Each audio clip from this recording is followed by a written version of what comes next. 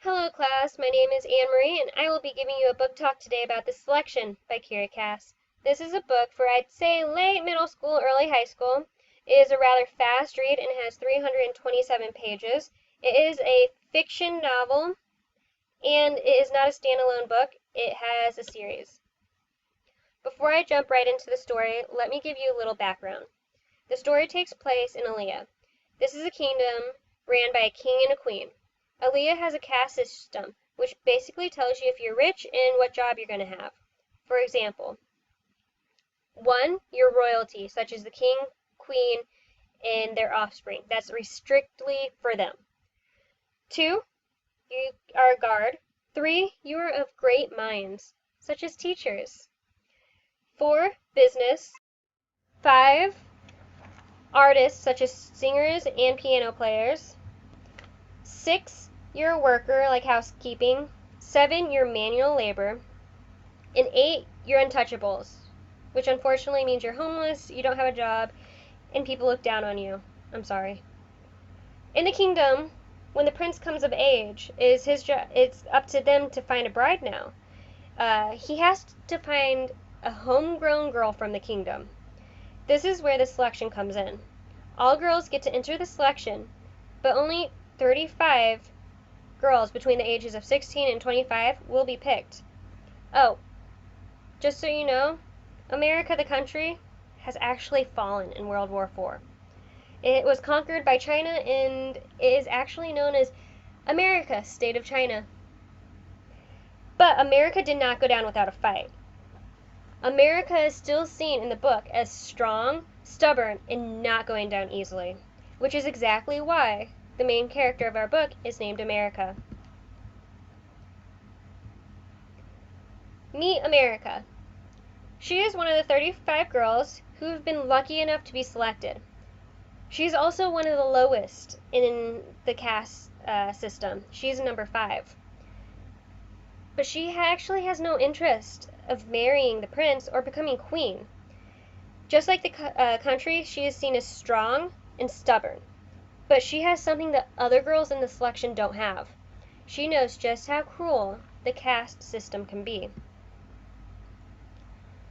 How had I lost so much in such a short period of time? It seemed like leaving your family, living in some foreign place, and being separated from the person you love should be events that take years to roll into place, not just a day. The story actually starts before this selection takes place. America, who is in love with Aspen, has just been dumped. And it's because she's a 5. No, let me get this straight first, just so we don't have any misunderstandings. Aspen's trying to be a good guy here. He's actually a 6, so he's below her. In this system, if a woman marries a man, she goes to his caste number. She doesn't get to keep her own. So he's trying to be a good guy here, but the fact that previously in their relationship he talked about getting engaged kind of makes America very, very upset. In a lazy attempt to get over her broken heart, she enters the selection. She has no idea that she actually is going to win. She's just doing this as an attempt to get over it. In fact, as soon as she gets to the palace, she doesn't like the rules, she doesn't like the standards, and she doesn't want to wear a dress. At the palace, she finally realizes she doesn't fit in with these people. In fact, she even tries to think about leaving, but she can't bring herself to do it because part of the selection is they send money home to your families, and money that they desperately need, because especially since America's not there, they're not making enough money. They're going to starve. Christmas is going to come up and they're not going to have presents. So, unfortunately, she is forced to stay in the selection because of her own morals. When she's forced to stay in here, she has to act like she wants to be queen, like she wants to get that crown, like she wants to marry Maxon. Maxon is the prince, by the way, and she doesn't really have high opinions of him at the beginning. In fact, she kind of thinks he's probably a spoiled brat.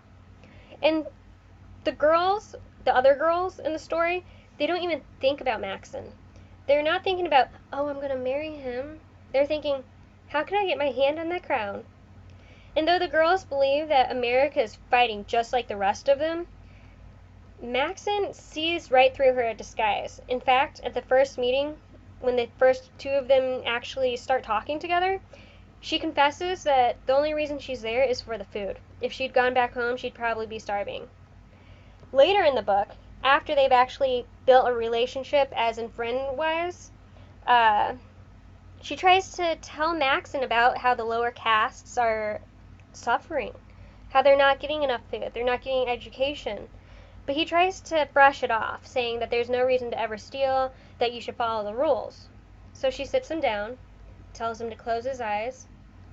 Go ahead, close them. And then she starts telling him about his future bride.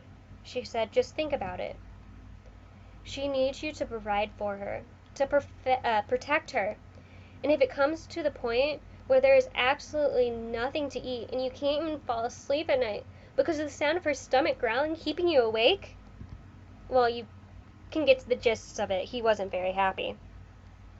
A few of the other things that America has to struggle with are the other girls. Celeste especially. Celeste is already a model. The country already knows who she is, and they love her. She is their number one pick. They want her to win. They want her to be the next queen. She, on screen, is perfect, just like a princess should be. Except behind the scenes, she's far from it. She's willing to do anything to get that crown. Or, I mean, Maxon's hand and heart. She's willing to ruin dresses, start fights, and unfortunately, even hurt others. Oh, and remember Aspen, the guy who dumped America in the beginning? He's back, not even halfway through the book.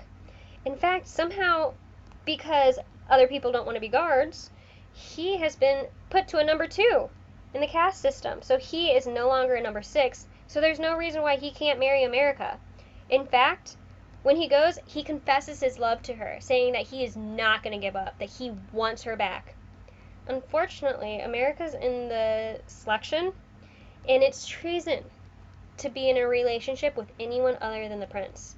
And America knows danger is just around the corner.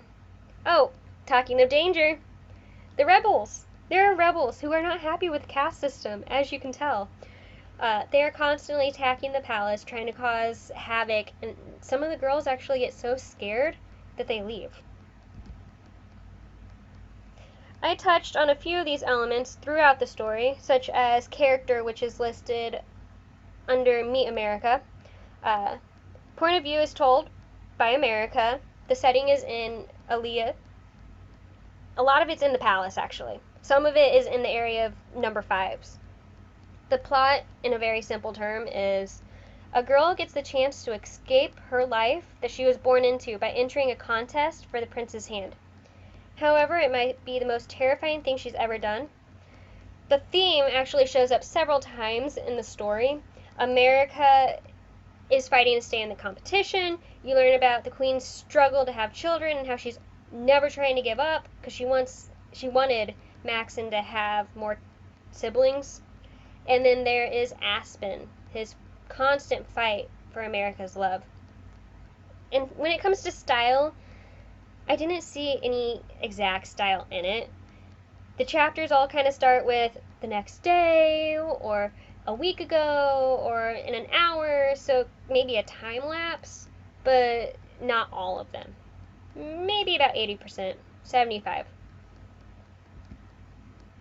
If I haven't convinced you to read this book, to read this series, here's a 40-second trailer of the book, just to help you along. There you go. For 35 girls, the selection is a chance of a lifetime. The chance to be swept up into a world of glittering gowns and jewels. The chance to win Prince Maxon's heart. I didn't think this is what I wanted. I was content where I was. I was in love. But it turns out, the life I always imagined might not compare to the future I never dreamed of.